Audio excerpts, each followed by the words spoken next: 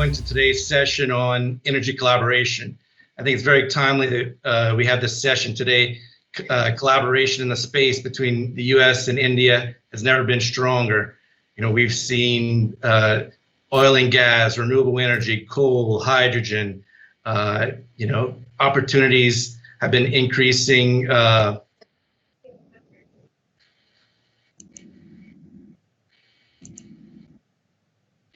you hear me?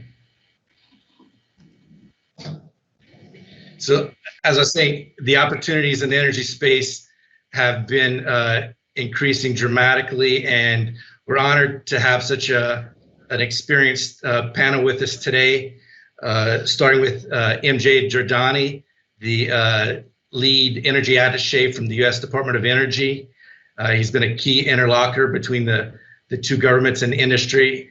We have Sujoy Ghosh, the head of First Solar in India. Sujoy is one of the leading experts in the renewable energy space and solar, especially the solar space.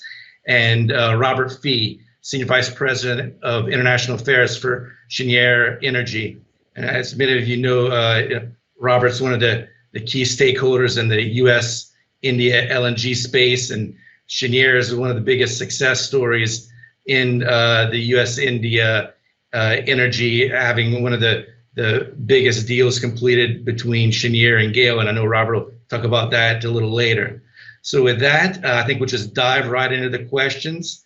You know, starting with, we'd love to get the panelists' thoughts on the future of energy collaboration in energy between the US. So MJ, if you want to kick it off, and then we'll move on to Sujoy and Robert. Yeah, thanks, Nolty, and thanks to India Inc. for organizing this amazing event, and thanks for the US-India Strategic Partnership Forum for moderating this focused panel. As you know, energy cooperation is a centerpiece of the bilateral relationship, and it goes back for many years between the United States and India.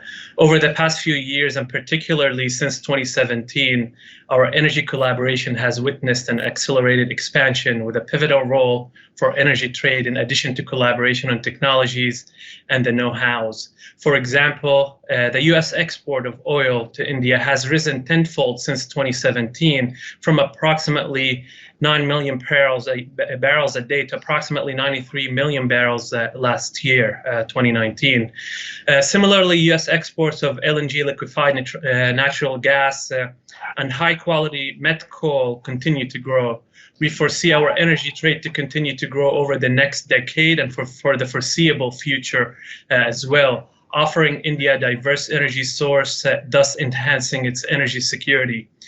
Similarly, we are exploring collaboration in unconventional energy sources and advanced technologies that would supplement our expanding collaboration in the fossil energy sector. As we know, India is a net energy importer, and it has imported over 85% of its crude oil needs last year, and similarly imported over 50% of its natural gas needs last year. While renewables and coal, which are abundant in India, contribute to the energy mix, India will continue to rely on imports of oil and natural gas for the foreseeable future. The United States has become a net exporter of energy in the recent past, so it is just natural for the world's two largest democracies to partner in this area in order to complement each other's needs. It has been a positive story thus far, and we foresee the expansion of this collaboration across all subsectors well into the future. Thanks, MJ. Sujoy, your thoughts on future collaboration opportunities in the renewable energy space? Yeah, thanks, Nolty. I think as far as solar photovoltaics and generally renewable is concerned, the last decade witnessed a significant amount of capacity building in China, with China controlling about, globally today, about 40-45% of the annual demand for solar photovoltaics, but about 90-95% of the supply chain on solar. And as we've looked at in the recent past, the number 2 and the number 3 global market, the global demand drivers are coming from the US and India. And so collectively, we see an opportunity for these two countries to start collaborating and try to dispel this imbalance in terms of global supply demand, which perhaps would be more sustainable for the industry going forward.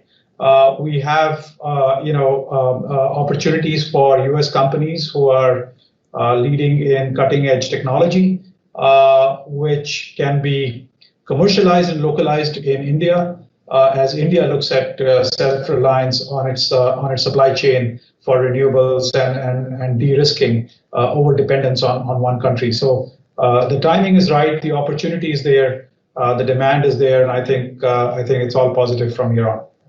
Great. No, I agree completely, Sujoy. That's good to hear. Robert, your thoughts in the natural gas LNG space? Yeah, thank you, Nolty, and thank you to India Inc. for hosting this event and giving Cheniere the opportunity to talk about this important topic. I think MJ articulated it very well in terms of the mutual benefits to the natural partnership and energy between the U.S. and India. The U.S. becoming a larger and larger exporter, particularly in LNG, and India becoming a growing importer, again, also in LNG. I think about focus on Cheniere just quickly to show kind of an example of those mutual benefits. Cheniere entered into a 20-year long-term LNG sales and purchase agreement with GAIL in 2013. That contract helped Cheniere raise financing to build our facilities in Sabine Pass, Louisiana, an over $30 billion facility creating a lot of jobs in the United States. The contract began in March 2018, and in the 2 years, we've seen U.S. LNG flow to India because of that contract and because of market forces. So I think India's importers are benefiting from some of the unique characteristics of U.S. LNG, primarily the flexibility. I think you were going to talk about COVID at some point, but this year in particular has been a very challenging time for the oil and gas industry. The record low prices are actually a very good thing for India, as they've been able to enjoy those low prices. And so they've been able to kind of shift cargoes away from the U.S. and import from other places. So that flexibility is just one example of kind of the mutual benefits. So I think, this is a relationship on the LNG side that is just starting. And beyond LNG, there's a number of different areas from fossil to renewable that I think the growth and the, again, mutual benefits from the relationship are really incredible. So I believe ahead of one of the strategic energy partnerships, someone noted that energy could become one of the bedrocks of the relationship, potentially over defense. And I think that's a very good way to view it. There's a lot of economic opportunity that comes from collaboration. Thanks, Robert. No, I definitely think it will become the bedrock. Next question is related to the COVID-19 crisis. What are some of the lessons learned, that energy stakeholders from industry and policymakers that can use to make the sector more robust and sustainable? From supply chain lessons to different areas in your spaces. MJ, do you want to lead off on that one? Yeah, sure, Nolty. Yeah, there have been much learned actually from this unfortunate COVID-19 crisis, but probably I would mention two areas that really came to the forefront with regard to energy here in India, especially what I ended up dealing with myself during our discussions with industry members as well as policymakers over the past months. We have seen growing understanding and appreciation for the role of technology in the management of the energy sector. COVID has made utilities, especially in the electricity and city gas distribution segments, appreciate the role of technology that can play to maintain operations in areas such as metering, billing, and collections, while adhering to social distancing needs as we continue to encounter. It has also emphasized the role of smart meters that can play to improve the commercial aspects of operations, an area of constant struggle for the distribution companies. Additionally, the role of technology can play for keeping the electricity grid ready for greater integration of renewable energy has been reinforced energy modeling for forecasting electricity demand, renewable power availability, and fuel demand has been another areas that has been appreciated over the past few months.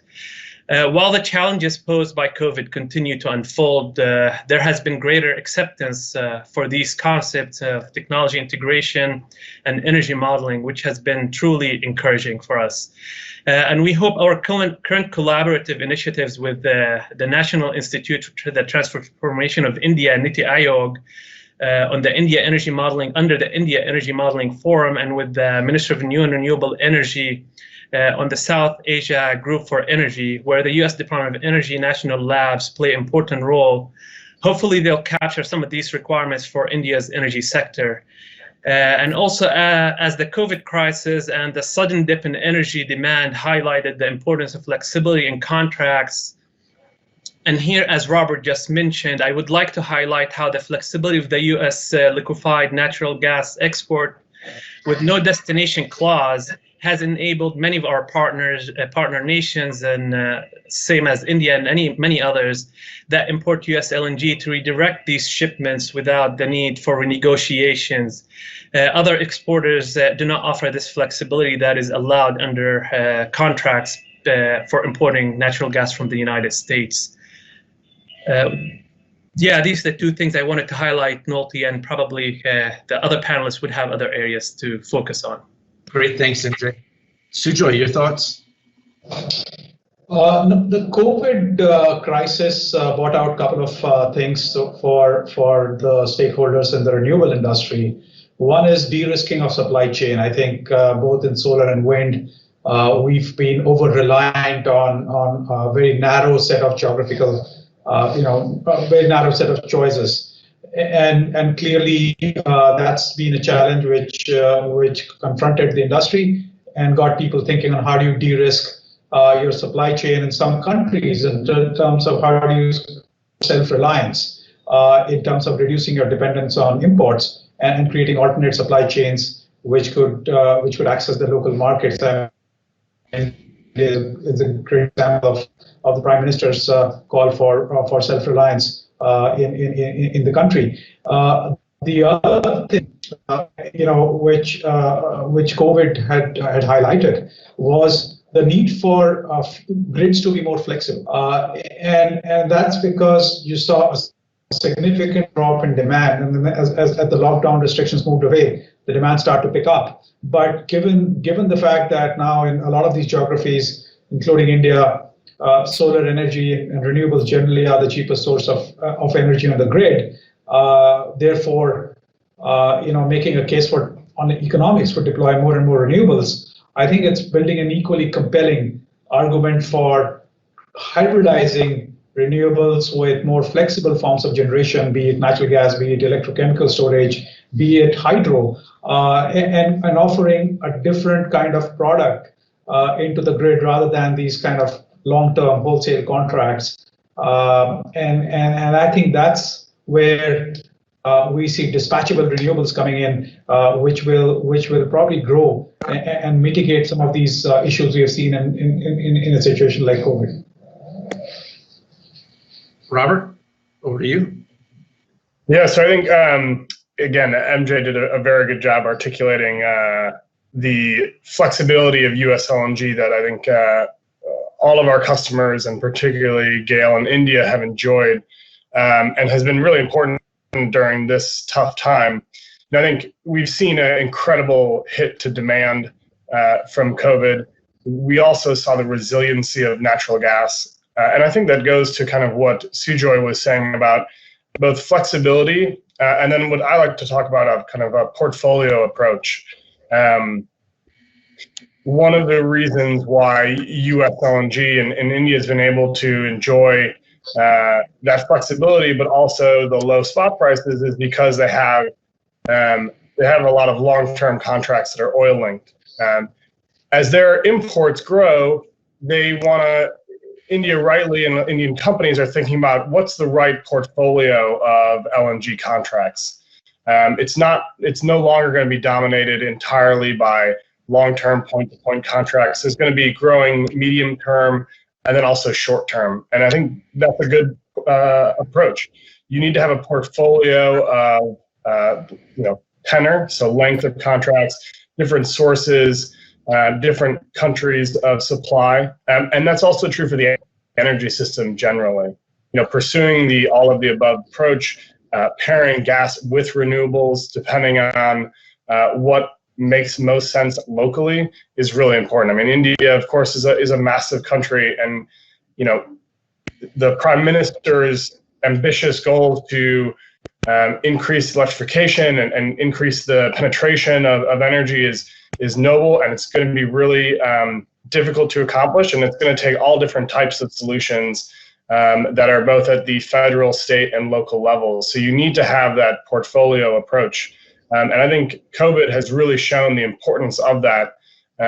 So that again, specific to LNG, you're not when kind of market fluctuations happen, you're not paying over market prices. So you need that portfolio, but then also, so when prices rise, and they will, you're able to enjoy some of the benefits of having that lower cost long-term supply. So again, having a mix in your portfolio is really, really important. That's exactly right. And India needs a multi-pronged approach. And on the flexible fuels, the U.S. government and MNRE, Ministry of Power, have a great flexible fuels initiative. That's another perfect example of successful collaboration with both industry and both governments. My next question is going to be for MJ. I know, MJ, you've been busy this past week with the upcoming Strategic Energy Partnership between the U.S. and India, and next week Secretary Briette and Minister Pradhan will be meeting for the G2G dialogue on the 17th. I was hoping you can tell us a little bit about the SEP and what it means to the two countries and industry. Sure. SCP, or the Strategic Energy Partnership, or as we refer to it, SCP in its acronym initials. So recognizing the importance of the energy cooperation between the US and India, President Trump and Prime Minister Modi announced elevating this relationship to the US to become the US-India Strategic Energy Partnership in 2017 during Prime Minister Modi's visit to the US. And it was formally launched in early 2018 when the U.S. Secretary of Energy visited India. The partnership is currently structured into 4 work streams or pillars that are co-chaired by cognizant organizations or ministries from both countries. These pillars or work streams include power and energy efficiency, oil and natural gas, renewable energy, and the 4th pillar is sustainable growth. Civil nuclear also remains an important component of our energy cooperation, and it informs the Strategic Energy Partnership as well. This energy partnership between the two countries elevated the cooperation to the highest levels in order to enhance the energy security, expand innovation, bolster our strategic alignment, and facilitate industry, most importantly, facilitate industry and stakeholders' engagement from both of our countries. As Nolty mentioned, we are in the midst of the annual Strategic Energy Partnership Ministerial, which will take place next week.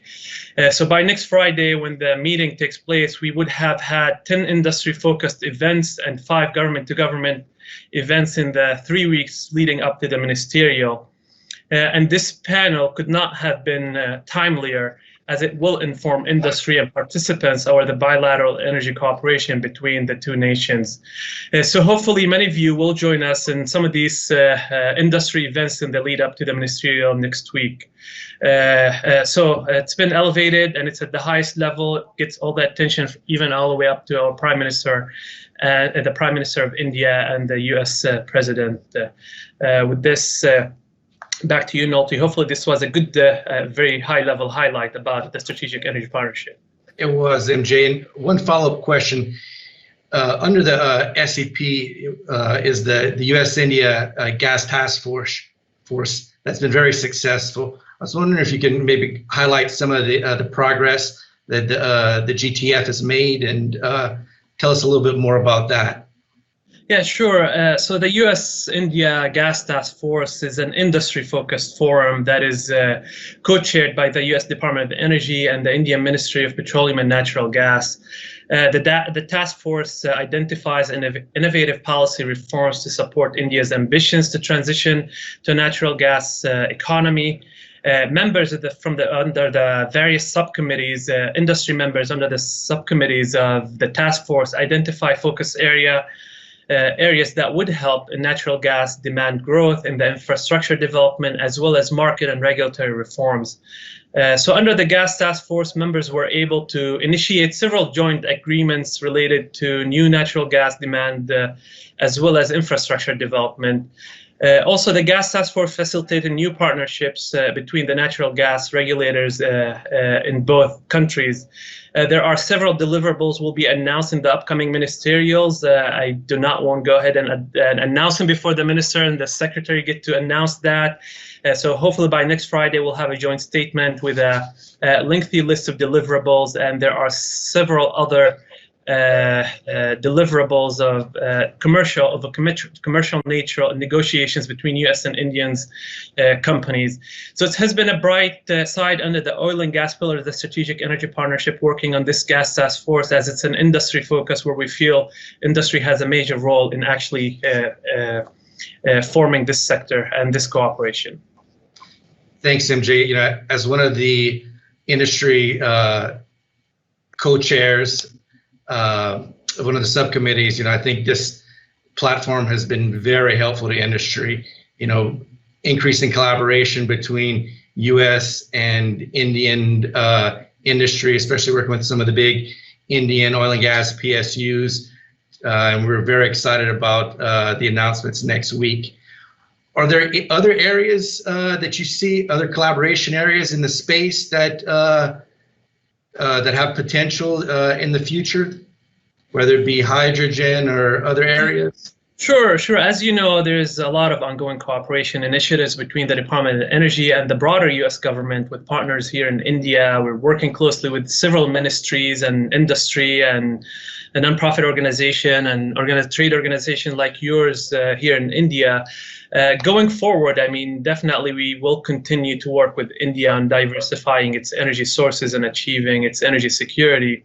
But we're also exploring new areas for cooperation in advancing clean coal power technology, which will allow India to continue using its vast resources of coal while reducing the harmful emissions. We are also looking forward to starting a new cooperation in hydrogen production and technology.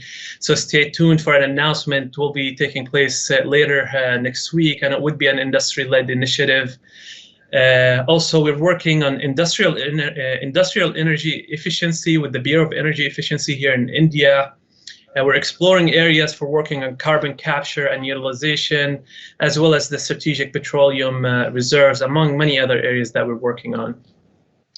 Great, thanks, MJ. This will be a good segue to move on to Robert.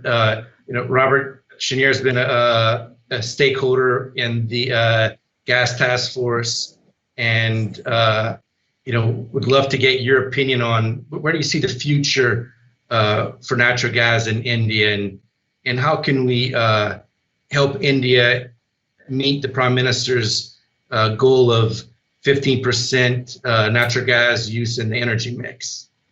Yeah. Well, first of all, so thank you to MJ, and then also to Minister Pradhan and Secretary Brulette for elevating the strategic energy partnership and the natural gas task force. We believe it's a very useful engagement, and it really helps focus on the critical issues. And I think those critical issues are policy and regulatory and infrastructure issues in India. You know, India has made incredible strides in the past few years on their infrastructure challenge, as I talked about kind of earlier. Just the the size and the breadth of the country, makes building out that infrastructure very difficult, particularly for LNG. You bring it to the coast. How do you get it into the middle of the country? So, not only the investment in the infrastructure, but then also working on the right policies and regulations that will encourage natural gas demand and other energy sources, increase the competitiveness of those resources, and then also liberalize pricing, again, for competitiveness purposes. I mean, you want to get affordable, reliable energy supplies. That's the goal of every country. And it's not, there's no silver bullet. There's many things, and they have to be done at the federal, state, and local level. So I think the S&P's focus on policy and regulatory issues is the right one. You need industry to be involved in that. We are often on the ground and are able to identify certain issues, but government's role is really trying to create the ecosystem, or I would say that government's role in both of our two democracies is to kind of unleash and create the market conditions that let commercial enterprises, do their business, right? So, we don't need help matchmaking or having discussions with our counterparties for commercial deals. I mean, those have to happen along commercial terms that work for both parties and for both countries.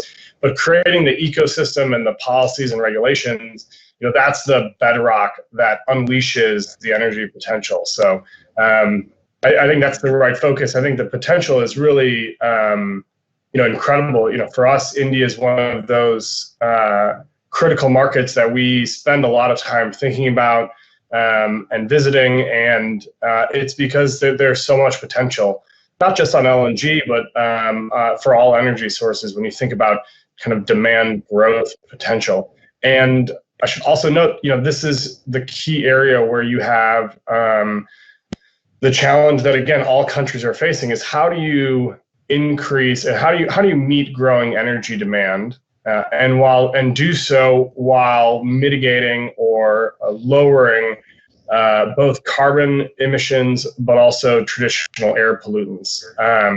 And that is a very difficult question. The world has rising energy demand, and we need to figure out how to do that in a more low carbon manner. LNG is one way that you kind of helps get a chunk of that, but it's also up to industry for us to improve our profile so that downstream our customers benefits. So I think it's a massive challenge. I think India is doing an incredible job.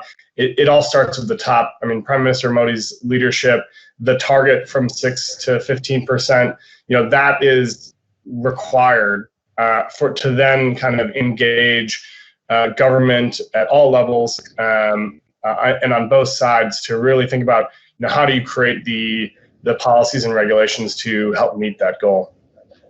I agree completely, and I just want to commend DOE and the Ministry of Petroleum and Natural Gas and the officials at PNGRB and FERC for all the hard work. We're starting to reap the benefits of the GTF and seeing the progress being made on the policy, on the regulatory side.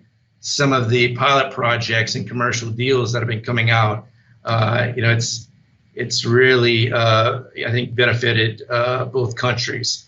MJ, if I could jump right back to you on coal. I know DOE's launched some new initiatives, and Secretary Briette, when we hosted the Secretary and Minister Pradhan, they both said there's a lot of opportunity for the two countries in the coal space. I was wondering if you could maybe highlight some of those opportunities and talk about that a little bit.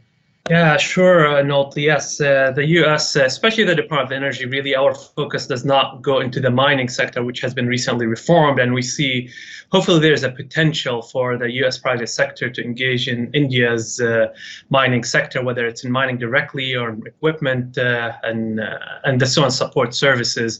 But the Department of Energy mainly is focused on coal technologies.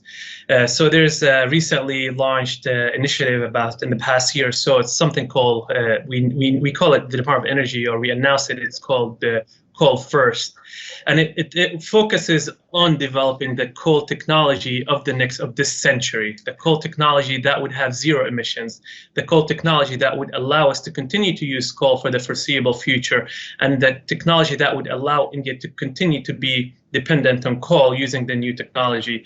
As our Assistant Secretary Steve Winberg yesterday highlighted, he leads that initiative from the department under the Secretary's direction. He highlighted to India the interest in working with India in this area, and we will be reaching out to the Ministry of Power. We already briefed him at very high level on it, but we will be engaging with them directly to see if there's areas to do that research and development in collaboration with our Indian partners here.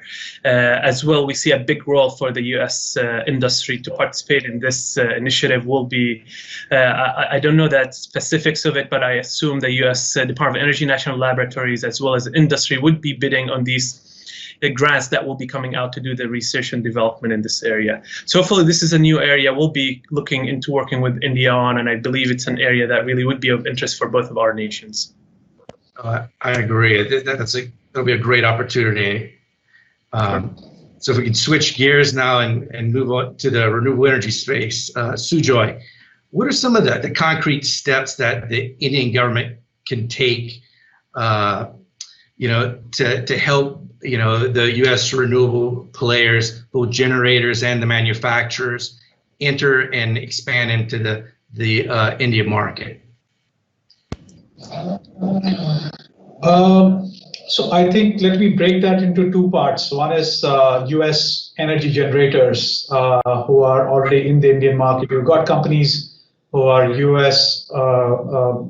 origin companies who are participating in the renewable energy development space in India. But perhaps, Nolty, the reason why we don't see a lot more U.S. companies coming in is because there is a very strong domestic market in the U.S. And also given the investment tax credit and the production tax credit incentive policy, which is there in the U.S. For U.S.-based developers, the U.S. home market offers perhaps a pretty compelling economic opportunity, as compared to India.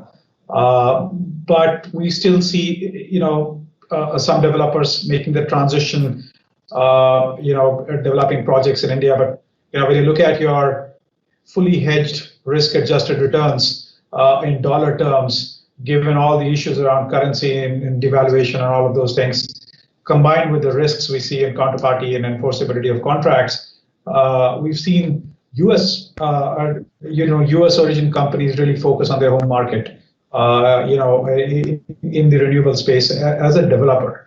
But when it comes to technology, it's a completely different discussion, right? I mean, in terms of we've seen companies, whether it's in wind, solar photovoltaics, and in electrochemical storage, there is a significant amount of U.S. technology companies who are already participating in the Indian market and who intend to participate in the Indian market, just given the scale and the size of the opportunity which India represents. Perhaps the only challenge we see is, unlike a lot of markets and unlike US, the Indian market's very, very fixated on initial installed cost as opposed to a complete life cycle cost. And usually when you do that, especially in technologies which are very commoditized, you would tend to then look at very short-term technology choices, and U.S. technologies in general, and across the energy spectrum, whether you look at conventional power or you look at renewables, do offer a more competitive solution when you look at it on a life cycle basis, in terms of long-term reliability, in terms of sustainability, in terms of circularity of supply chain, and all of those things. And I think it's time, as India looks at creating alternatives to their current overdependence on China and looks at creating self-reliance, in order to make the right technology choices, the framework of evaluation needs to shift from initial installed cost per kilowatt or cost per megawatt to really looking at life cycle cost per megawatt hour over the operating life of the asset. And once you do that, you're in the right framework for making those evaluations. The other thing I would say is, going back to my earlier point around flexible grids, I think there's a lot of learning in the U.S. As there's been a deployment of electrochemical storage and hybrid renewables, there's a lot of learning on how contracts need to be structured, how the technologies need to be selected, where is the risk between the consumer and the plant operator in terms of usage. And some of that learning needs to come into the Indian system as India looks at its own flexible grid program. I think the whole flexible resources initiative, which was led by the State Department with LBNL, is a good example of sharing best practices, but perhaps that needs to be accelerated and moved into pilot implementation mode very quickly. Otherwise, you might end up setting up the market in a different way, and then kind of losing out the opportunity to really do the right thing and get the right technologies at play into the market. Thanks, Sujoy. Quick follow-up question: how can U.S. companies, multinational companies, take advantage of some of the Honorable Prime Minister's new initiatives, like the self-reliant India or Make in India initiatives? What's your thoughts on that? Sure. I think as I said in my opening statement, that this is a great opportunity. The next decade, the current decade, the 2020s, is a great opportunity for U.S. and India to collaborate on technology. Because if you combine the demand of India and US in terms of renewable energy, it's perhaps equal to, if not greater than, what the market opportunity that China presents to the world. And so, it's time for this collaboration to happen. I think there are a lot of US companies who are interested to invest in creating supply chain in India and creating jobs across both the countries. Likewise, there is a lot of Indian companies who are looking to the US for exporting of certain components to also services. I mean, India is perhaps the lowest cost capex market for renewables, both in solar and wind, and the amount of let's say the cost competitiveness which the Indian renewable industry has achieved, especially around balance of system, grid integration, some of the services, is phenomenal. And I think that then presents an opportunity for Indian companies to go and look at business in the US and make renewables more affordable. So I think there's a very, very healthy opportunity on either side for companies to tap. And I think there are discussions happening between private sector companies as we speak on potential opportunities to collaborate, in this space. Oh, no, I definitely agree with you, Sujoy. We've started to see more of our members, Indian companies, investing in the U.S. and starting new tie-ups across the energy space.